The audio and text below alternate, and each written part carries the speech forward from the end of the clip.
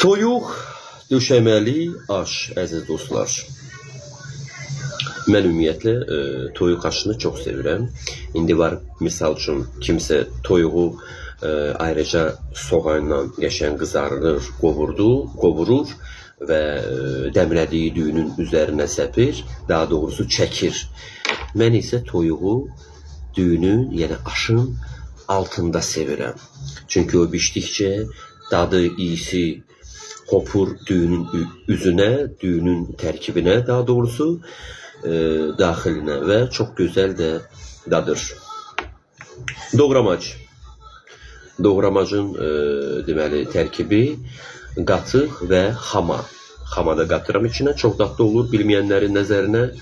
Göyərtilərdən də keşniş, süd, göz soğan və nanə. Bir də ki, təbii ki, duz.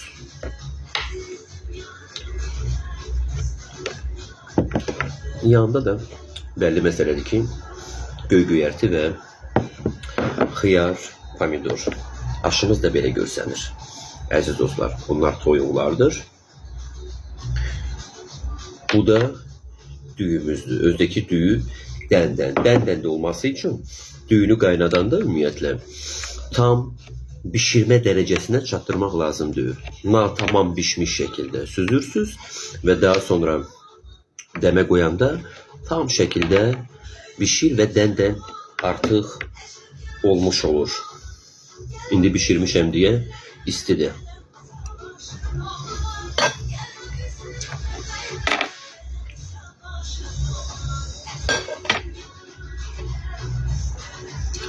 Aş da bilirsiniz ki, bizim milli mətbəximizin şahıdır. Çox aşlarımız var.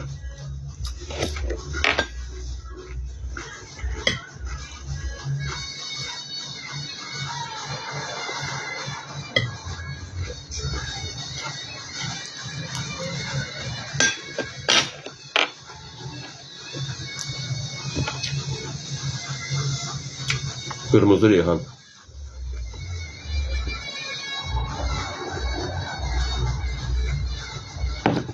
Yaydı diye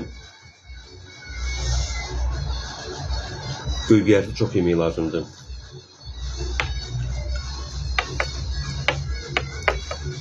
Çünki bunlar hamısı vitaminlərdir.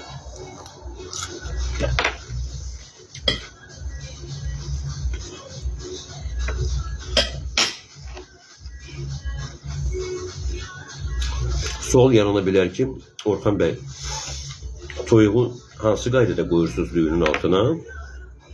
Toyuğu birinci, indi bəlli məsələ ki, bölüşdürürsünüz, doğrayırsınız, təmizləyirsiniz, yuyursunuz, sonra bastırma, duz, qara istiot, sarı kök və mən biraz qatıram xmeli sumeri. Daha sonra artıq qazanın dibinə biraz kərə yağı əriyir, üstündən lavaşları qazmağı üçün.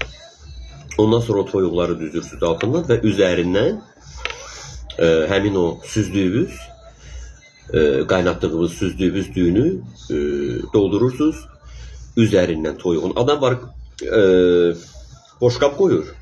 Boşqaba gerek yok. Öyle birbaşa toyuğun üstündən. Orada pişdikçe bütün tamı, iyi kokusu hopur düyünün içine və möhtəşəm olur. Hardasa mən ümumi, yəni qazan deyirəm, qazın üzərinə belə bir dəmir qoyuram ki, altı yanmasın.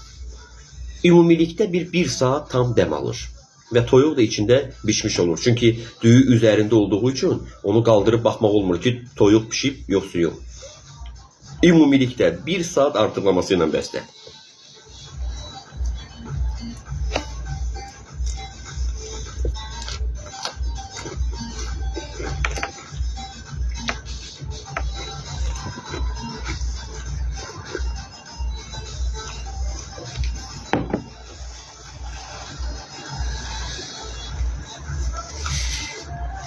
Siz də əziz dostlar, bu qaydada pişirin.